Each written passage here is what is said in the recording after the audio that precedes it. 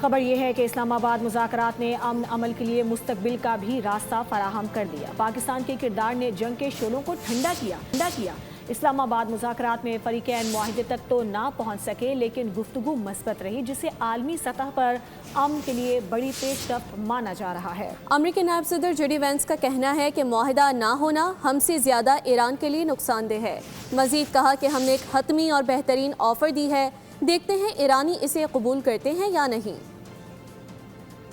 Now for 21 hours and we've had a number of substantive discussions with the Iranians. That's the good news. The bad news is that we have not reached an agreement, and I think that's bad news for Iran much more than it's bad news for the United States of America. So we go back to the United States having not come to an agreement. We've made very clear what our red lines are, what things we're willing to accommodate them on, and what things we're not willing to accommodate them on. And we've made that as clear as we possibly could, and they have chosen not to accept our terms. Subscribe करें और bell दबाएं ताकि कोई खबर रह न जाए।